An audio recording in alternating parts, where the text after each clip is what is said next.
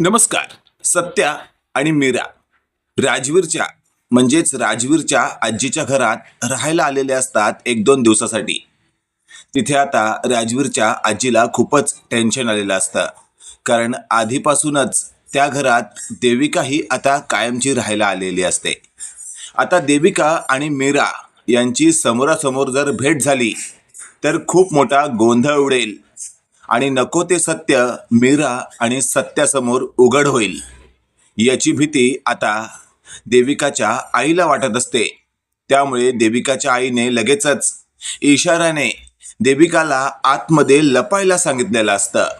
देविका ही पटकन आत जाऊन लपते आणि अशातच आता थेट देविकाची आई म्हणत असते, काय ग मीरा, येणार होतीस तर साधा फोन तरी करायचा. त्यावर मीरा म्हणत असते, मावशी खरंच आमचं तसं 100% पक्क नव्हतं, अचानकपणे ठरलं, त्यामुळे पटकन फोन नाही करता आला. त्यावर लगेचच आता सत्या म्हणत असतो, मावशी अगं कशाला टेन्शन घेऊन राहिली तू. आणि अशातच आता तिथे राजवीर आलेला असतो. राजवीर म्हणत असतो, मावशी काका तुम्ही आलात. त्यावर लगेचच सत्याने राजवीरला उचलून घेतलेलं असतं आणि त्याला मस्त अशी एक कॅडबरी दिलेली असते. ती कॅडबरी पाहून राजवीर प्रचंड खुश होतो. तो म्हणत असतो, ए मला कॅडबरी भेटली, मला कॅडबरी भेटली.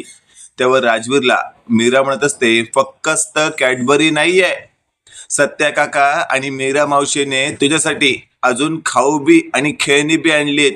लगेचच आता सत्याने डावऱ्या हाताने ती पिशवी पुढं केलेली असते, ज्यात खाऊ आणि खेळणी असतात. ते पाहून राजवीरचा आनंद गगनात मावेनासा झालेला असतो. हे सगळं आतमध्ये लपून देविका सगळं काही पाहत असते आणि तिच्या डोळ्यात आनंद अश्रू आलेले असतात, कारण राजवीरला आनंद झालेलं पाहून. कारण नक्कीच याआधी कोणीच त्याला असं काही आणून दिलं नसेल. आणि अशातच आता देविका स्वतःशी बोलत असते, कधी कधी भेटेल माझ्या मुलाला असं सुख, कधी भेटेल त्याला हक्काचा बाप, कधी भेटेल त्याला हक्काची आई. असं सगळं ती स्वतःशी बोलत असते. तेवढ्यात आपण पाहतोय आता देविकाच्या आईने सत्या मीराला फ्रेश व्हायला सांगितलेलं असतं. दोघंही एका रूम मध्ये जातात. इकडे आपण पाहतोय देविकाची आई लगेचच ज्या ठिकाणी देविका लपलेली असते त्या ठिकाणी येते आणि बोलू लागते, देविका देविका काय चाललं हे सगळं. अगं नियतीचा फेरा तर बघ, शेवटी तुझ्या मागोमाग या दोघांना इथे यावं लागलं, म्हणजे तुझं सत्य उघड होणार की काय. त्यावर मात्र आता देविका म्हणत असते, आई आई प्लीज असं काही बोलू नको. जर असं काही बोललीस ना तर माझ्या मनात धडकी भरते. आणि काय ना, उद्या जर समजा असं काही उघड झालं ना तर निश्चितच मी या लोकांची फसवणूक केली म्हणून माझ्या विरोधात आई तक्रार सुद्धा करू शकतात. हे वाक्य ऐकल्यावर देविकाच्या आईला प्रचंड भीती वाटू लागते. ती म्हणत असते, नाही नाही नाही नाही, असं काही झालं नाही पाहिजे.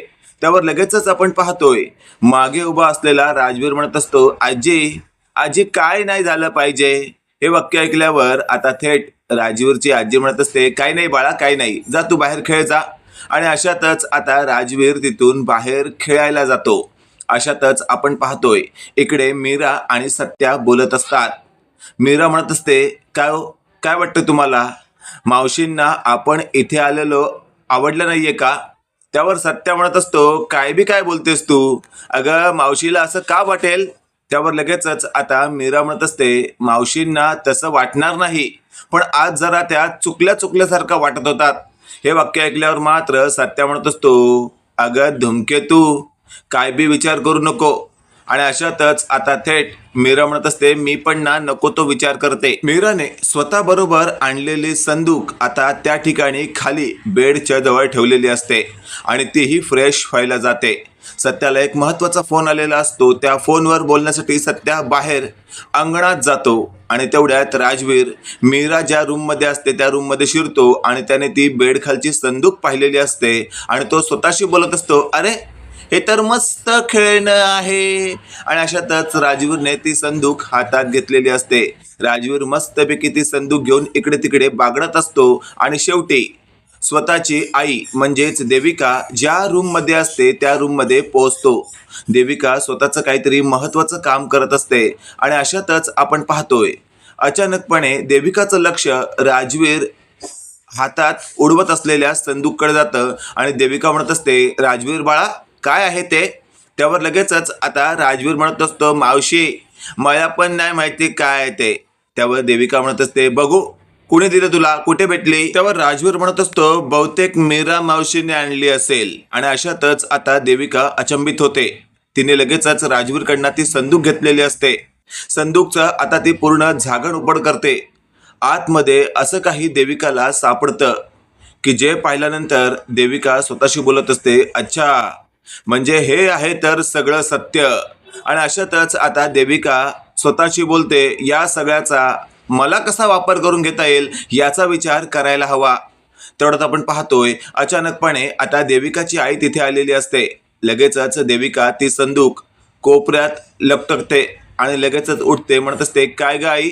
त्यावर देविकाची आई म्हणत असते, मी काय म्हणते, तू आता किचन मध्ये जा, मी इकडचं बघते. त्यावर देविका म्हणत असते, हो आई. आणि अशातच देविका किचन मध्ये जाते. आणि तेवढ्यात आपण पाहतोय अचानकपणे मीराला तहान लागलेली असते, म्हणून मीराही आता किचनच्या दिशेने जाते. आणि तेवढ्यात देविकाला कळून चुकतं की यार ही तर आतमध्ये शिरते.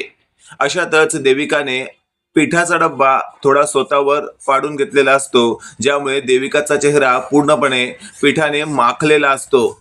अशातच आता मीराची एंट्री त्या किचन मध्ये होते आणि मीराने देविकाला त्या अवस्थेमध्ये पाहिलेलं असतं, पण मीराला माहीतच नसतं की इथं देविका आहे. मीरा स्वतःशी बोलत असते, ही कोण? आणि अशातच आता मीराने आवाज दिलेला असतो, मावशी मावशी. आणि अशातच देविकाची आई तिथे येते. देविकाच्या आईला कळून चुकलेलं असतं की समोर देविका आहे. या मीराने देविकाला ओळखलं तर नाही ना? आणि अशातच मीरा म्हणत असते, मावशी ही कोण आहे तुमच्या घरात? त्यावर लगेचच आता देविकाच्या आईने असं म्हटलेलं असतं, अगं मीरा ती ना आमच्या शेजारी राहते, पिठाचं काहीतरी हवं असेल ते म्हणून ती इथं आली असेल, निघून जाईल ते थोड्या वेळाने, तुझं काय काम होतं, पाणी वगैरे भेटलं ना तुला? त्यावर मीरा म्हणत असते, हो. आणि लगेचच मीरा पाणी पिऊन पुन्हा बेडरूम मध्ये येते. तेवढ्यात आपण पाहतोय देविकाची आई म्हणत असते, काय चालवलंयस तू? तुला असं पेट पाडून घ्यायची काय गरज होती? कुठेतरी लपता येत नव्हतं का तुला? त्यावर देविका म्हणत असते, आई एक तर आपलं किचन किती छोटं आहे, कुठे लपायचं मी? आणि अशातच आपण पाहतोय देविकाची आई म्हणत असते, ठीक आहे आता किती वेळ लपवालपवी करायची? त्यावर देविका म्हणत असते, नको काळजी करूस तू, माझ्या हाताला असं काही लागलंय ना ज्याच्याद्वारे मी पुन्हा एकदा माझ्या हक्काच्या घरात प्रवेश मिळवू शकते. त्यावर देविकाची आई म्हणत असते, काय काय बोलतेस तू? तुझं बोलणं मला कळत नाहीये.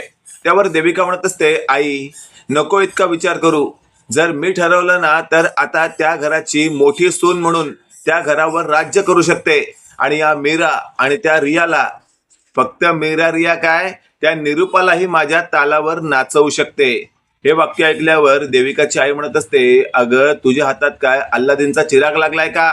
त्यावर मात्र देविका म्हणत असते, हो तसंच कायसं समज. आणि अशातच आता देविकाची आई म्हणत असते, अगं काहीतरी क्लिअर करून सांग. त्यावर देविका म्हणत असते, आता काहीच सांगणार नाही किंवा आता काही बोलणार नाही, आता तर देविका करून दाखवणार. असं म्हणत देविका लपतछपत त्या रूम मध्ये गेलेली असते, ज्या रूम मध्ये ती संदूक ठेवलेली असते. लगेचच संदूकला एका पिशवीमध्ये गुंडाळत देविका मागच्याच दरवाजाने अचानकपणे आता थेट सांगलीला जायला निघालेली असते, म्हणजे जिथे तिचं सासर असतं. इकडे आपण पाहतोय आता बराच वेळ झालेला असतो, अजूनही सत्या फोनवर बोलत असतो. त्यावेळेला मीरा सत्याला आवाज देते, काय काय चाललंय तुमचं? इकडे तुम्ही फोनवर बोलायला आलात का? अहो जरा तरी तुमचा वेळ मला द्या. त्यावर सत्या म्हणत असतो, वय की धूमकेतू, अगं महत्वाचा फोन होता म्हणून बोलत होतो, आपला तर सगळा वेळ तुझ्यासाठीच आहे. असं म्हटल्यावर मीरा म्हणत असते, हळू किती मोठ्यानं बोलताय? आणि अशातच आता थेट सत्या जवळ आलेला असतो. तो म्हणत असतो, काय धूमकेतू? त्यावर मीरा म्हणत असते, मला एक सांगा, मी येताना एक संदूक बरोबर आणली होती. त्यावर सत्या म्हणत असतो, हो मग त्याचं काय? त्यावर मीरा म्हणत असते, आता ती मला सापडत नाहीये. त्यावर सत्या म्हणत असतो, असं कसं होईल? आपण या घरात शिरेपर्यंत तुझ्या हातात होती आणि अचानकपणे तुला सापडत नाही. त्यावर मीरा म्हणत असते, अहो जे काय खरं आहे ते सांगते मी. त्यावर सत्या म्हणत असतो, हरकत नाही आपण शोधूया. मग दोघं म्हणून ती संदूक शोधत असतात, पण संदूक काही केल्या त्या दोघांना मिळत नसते.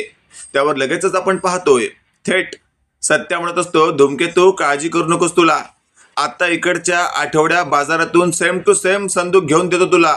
त्यावर मीरा म्हणत असते, अहो असं काय करताय, सेम टू सेम संदूक नकोय मला, तेच संदूक हवी आहे. त्यावर सत्या म्हणत असतो, असं काय होतं त्या संदूकमध्ये. त्यावर आता मीराला नेमकं काय बोलावं सुचत नसतं. इकडे आपण पाहतोय देविका थेट स्टॅशिंग मध्ये आता आपल्या घरात शिरलेली असते आणि समोर निरूपा असते. निरूपा म्हणत असते, काय गे, काय स्वतःला काय समजतेस तू, तुला हाताला धक्के मारून घरातून बाहेर काढलं होतं, विसरलीस का, लाजग्यासारखी घरात शिरतेस काय तू. त्यावर देविका म्हणत असते, अच्छा म्हणजे आता घरात शिरले तर माझ्यावर दादागिरी करताय काय, ओके. पण एक गोष्ट लक्षात ठेवा, ही देविका आत्ता जी आली आहे ना ती स्वतः पॉवरफुल बनून आली आहे. त्यावर निरूपा म्हणत असते, म्हणजे. त्यावर देविका म्हणत असते, तुमचा खरा चेहरा आलाय माझ्या समोर. जर मला सुखाने, आनंदाने आणि प्रेमाने या घरात नांदवायला तयार असाल तर मी तुमचं खरं रूप कोणासमोर उघड करणार नाही, आणि जर माझ्या विरोधात जाण्याचा प्रयत्न करणार असाल तर मात्र तुमचं खरं रूप अख्ख्या जगासमोर उघड करून ठेवीन. देविकाने सडेतोड निरूपाला अशी धमकीची भाषा केल्यामुळे निरूपाचं टाळकं सटकतं. निरूपा म्हणत असते, तू तर खूपच माजली आहेस ग, काय काय नेमकं हाताला लागलंय तुझ्या की एवढा कॉन्फिडन्स वाढलाय तुझा. त्यावर देविकाचं एकदम अट्रॅक्शन बघण्यासारखं असतं. ती म्हणत असते, अच्छा म्हणजे जरा एक विचका दिलाच पाहिजे तर. त्यावर लगेचच आता मागून आलेले सुधाकर म्हणत असतात, देविका देविका जरा हळू, आणि तू अशी अचानकपणे कशी काय आलीस. त्यावर देविका म्हणत असते, बाबा खरं तर मला आईंशी नाही तुमच्याशी बोलायचं आहे. हे वाक्य ऐकल्यावर सुधाकर म्हणत असतात, माझ्याशी. त्यावर देविका म्हणत असते, हो, कारण खरं तर सगळी सुरुवात तुमच्यापासून होते. त्यावर सुधाकर यांना नेमकं कळत नसतं देविकाला काय बोलायचंय, आणि अशातच आता देविका म्हणत असते, बाबा तुमची काय इच्छा आहे, मी या घरात राहू की नको राहू. त्यावर लगेचच आता सुधाकर म्हणत असतात, माझ्या घराची गृहलक्ष्मी माझी बायको निरूपा आहे. त्यावर लगेचच आता देविका म्हणत असते, अच्छा मग. त्यावर सुधाकर म्हणत असतात, मग काय, ती घेईल तो निर्णय मला मान्य आहे. तिने जर म्हटलं की तू या घरात राहा तर तू या घरात राहा, आणि तिने जर म्हटलं नाही तर तुला या घरात जागा नाही. हे वाक्य ऐकल्यावर आता देविका म्हणत असते, अच्छा म्हणजे या बायकोची परवानगी तुम्हाला हवी आहे तर. त्यावर लगेचच आता सुधाकर म्हणत असतात, म्हणजे. त्यावर निरूपाला आता बाजूला करत देविका म्हणत असते, आणि त्या बायकोची. हे वाक्य ऐकल्यावर निरूपा म्हणत असते, काय गे, तुझ्या जिभेला काही हाड, काय बोलतेस तू. त्यावर देविका म्हणत असते, आई तुम्ही तर मध्ये बोलू नका, तुमची ही फसवणूक केली या माणसाने.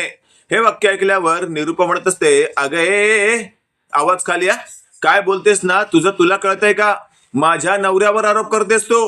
त्यावर देविका म्हणत असते, आई आधी तुम्हाला यांचा खरा चेहरा कळला पाहिजे. जोपर्यंत तुम्हाला यांचा खरा चेहरा कळत नाही ना तोपर्यंत तुम्हाला हा माणूस देव माणूस वाटणार आहे. पण ज्या वेळेला तुमच्या समोर याचा खरा चेहरा येईल ना त्यावेळेला मात्र तुम्ही हादराल. तुम्हाला असं वाटेल, का नाही ही सगळी गोष्ट ऐकण्याआधी माझे कान फुटले. त्यावर लगेचच आपण पाहतोय सुधाकर पुढे येतात आणि म्हणत असतात, बास्कर. त्यावर लगेचच आता देविका म्हणत असते, बाबा बघा या संदूक मध्ये काय आहे. आता सुधाकरांना ते संदूक दिसताच सुधाकरांना कळून चुकलेलं असतं की या देविकाच्या हातात जे काही लागलं आहे ते खूपच महाभयंकर आहे. सुधाकर एकदम शॉक झालेले असतात आणि सुधाकरना शॉक झालेलं पाहून निरूपाही एकदम शॉक होते.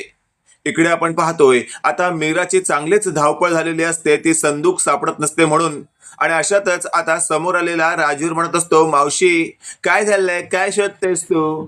त्यावर मीराने प्रेमाने राजवीरला विचारल्यावर राजवीर म्हणत असतो, हो मी ती ना माझ्या मावशीला दाखवली नेऊन. हे वाक्य ऐकल्यावर मीरा म्हणत असते, मावशी, कोण मावशी. त्यावर राजवीर म्हणत असतो, माझी मावशी देविका मावशी. आता हे वाक्य ऐकल्यावर मीरा म्हणत असते, देविका याची मावशी, कोणती देविका. आणि मगाशी किचन मध्ये असलेली ती जी बाई होती ती सेम टू सेम देविकाच्या उंचीची, देविकासारखी दिसणारी, गोलमटोल होती. म्हणजे देविका याची मावशी. काहीतरी गडबड आहे. जर देविकाच्या हाताला ती संदूक लागली तर नक्कीच खूप मोठा प्रॉब्लेम होईल असं आता मीराच्या मनात आलेलं असतं. आणि लगेचच मीराने देविकाच्या आईला विचारलेलं असतं, मावशी मगाशी जी ती बाई तुमची शेजारीण होती ती कुठे आहे. त्यावर लगेचच आता देविकाची आई उडवाउडवीची उत्तरं देऊ लागते. त्यावर मीराच्या लक्षात येतं काहीतरी गडबड आहे. मीराने लगेचच रियाला फोन लावलेला असतो आणि रिया म्हणत असते, काय मग मीरा बहिणी, कसा चाललाय तुमचा हनीमून? त्यावर मीरा म्हणत असते, रिया रिया प्लीज, मी काय सांगते ते ऐक ना, एक महत्वाचं काम आहे. त्यावर रिया म्हणत असते, बोल ना मीरा बहिणी बोल. त्यावर मीरा म्हणत असते, अगं आत्ता घरी काय परिस्थिती आहे? त्यावर लगेचच आता रिया म्हणत असते, काय परिस्थिती म्हणजे? त्यावर लगेचच आपण पाहतोय मीरा म्हणत असते, तिकडे देविका आली का बघ, देविकाने काही गोंधळ घातलाय का बघ. लगेचच आता आपण पाहतोय रिया थेट आता बेडरूम मधून बाहेर येते आणि बाहेर चाललेला गोंधळ पाहून तिला खूप मोठा धक्का बसतो. लगेचच रिया म्हणत असते, हो मीरा बहिणी, देविका तर इथे आली आहे आणि ती बाबांशी आणि आईंशी खूपच उद्धटपणे वागत आहे, तिच्या हातात पण काहीतरी आहे. हे वाक्य ऐकल्यावर मीराने कपाळावर हात मारून घेतलेला असतो आणि मीरा स्वतःशी बोलत असते, वाट लागली, या देविकाच्या हातातच संदूक लागली आहे. आणि अशातच मीरा लगेचच सत्याला म्हणत असते, अहो चला, आपल्याला ताबडतोब घरी जावं लागणार आहे. त्यावर सत्या म्हणत असतो, धूमकेतू, आता हनीमून साजरा केल्याशिवाय मी इथून हलणार नाही. त्यावर मीरा म्हणत असते, प्लीज माझं ऐका. त्यावर मात्र सत्याला कळून चुकलेलं असतं, काहीतरी सिरियसली असल्याशिवाय बायको एवढी मागे लागणार नाही. सत्या लगेचच आता बायकोला घेऊन तिथून निघतो. त्यावर लगेचच आपण पाहतोय देविकाची आई म्हणत असते, 2 दिवसासाठी आलात आणि लगेच निघताय, थांबा ना जरा. त्यावर लगेचच मीरा म्हणत असते, मावशी पुन्हा केव्हा तरी. आणि अशातच आपण पाहतोय जाताना समोरून आता थेट देविकाचा फोटो मीराच्या नजरेस पडलेला असतो आणि मीरा म्हणत असते, मावशी ही कोण आहे? त्यावर लगेचच आता देविकाची आई पूर्णपणे गोंधळते, तिला नेमकं काय बोलावं सुचत नसतं. आणि अशातच आता थेट मीरा म्हणत असते, मावशी ही तुमची मुलगी आहे ना? त्यावर लगेचच आता देविकाची आई खूप मोठ्या प्रॉब्लेम मध्ये अडकते. आणि अशातच आता सत्या बाहेर उभा असतो, तो म्हणत असतो, काय काय धूमकेतू, मगाशी तर खूप घाई केलीस आणि आता तर तिथेच उभी आहेस, चल लवकर. त्यावर लगेचच आता मीरा म्हणत असते, मावशी या सगळ्यावर मी तुमच्याशी नंतर बोलीन, आधी ह्या घरातून त्या घरात गेलेली देविका आहे ना तुमची मुलगी, तिची चांगली खबर घेते. त्यावर मात्र मीराला बाजूला घेत देविकाची आई म्हणत असते, प्लीज तिचा संसार मोडू नये असा प्रयत्न कर.